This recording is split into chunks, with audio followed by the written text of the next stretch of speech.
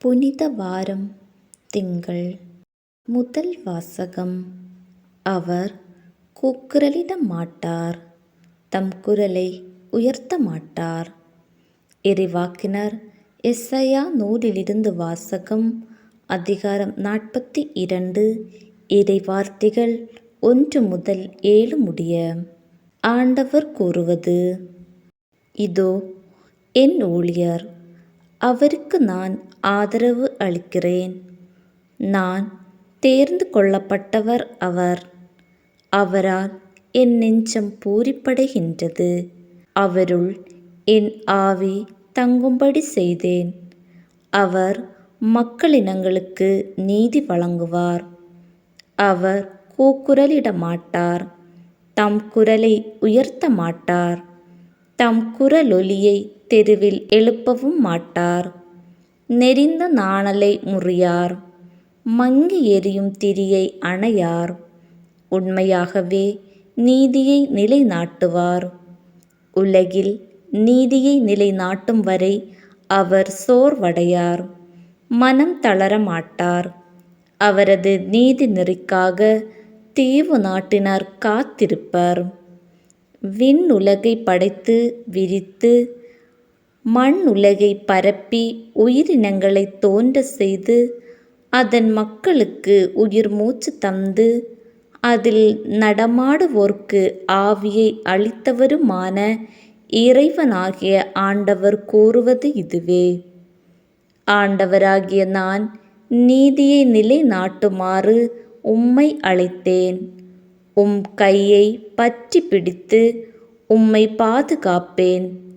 மக்களுக்கு உடன்படிக்கையாகவும் பிற இனத்தாருக்கு ஒளியாகவும் நீர் இருக்குமாறு செய்வேன். பார்வை இழந்தோரின் கண்களை திறக்கவும், கைதிகளின் தலைகளை அறுக்கவும், இருளில் இருப்போரை சிறையினின்று மீட்கவும் உம்மை அழைத்தேன். ஆண்டவரின் அருள் வாக்கு.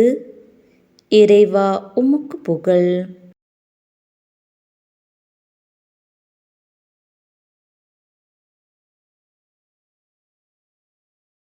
எங்கள் அரசரே, போற்றப் பெறுக. எங்கள் குற்றம் கண்டு இரக்கம் கொண்டவர் நீர் ஒருவரே. நற்செய்தி வாசகம். மரியாவை தடுக்காதீர்கள். என் அடக்க நாளை முன்னிட்டு அவர் இதை செய்யட்டும். யோவான் எழுதிய தூய நற்செய்தியிலிருந்து வாசகம். அதிகாரம் 12, இறை வார்த்தைகள் 1 முதல் 7 முடிய. பாஸ்கா விழாவுக்கு 6 நாட்களுக்கு முன்பு இயேசு பெத்தானியாவுக்கு சென்றார்.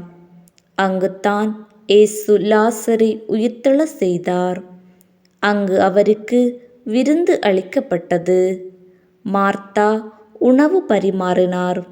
இயேசுவோடு பந்தியில் அமர்ந்தவர்களுடன் லாசரும் இருந்தார்.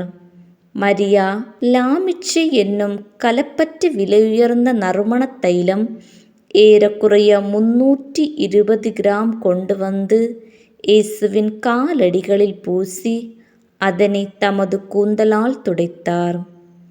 தைலத்தின் நறுமணம் வீடெங்கும் கமிழ்ந்தது.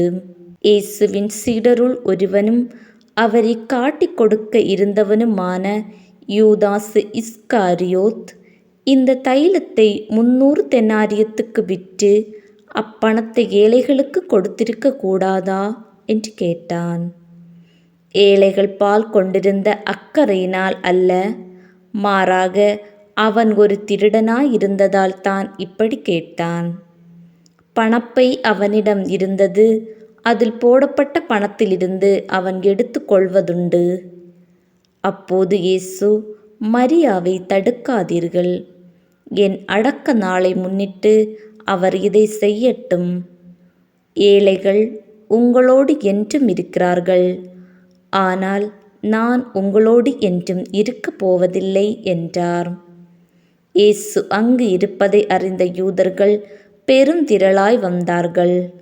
அவர்கள் இயேசுவை முன்னிட்டு மட்டும் அல்ல, அவர் உயிர்த்தெழ செய்திருந்த லாசரை காண்பதற்காகவும் வந்தார்கள்.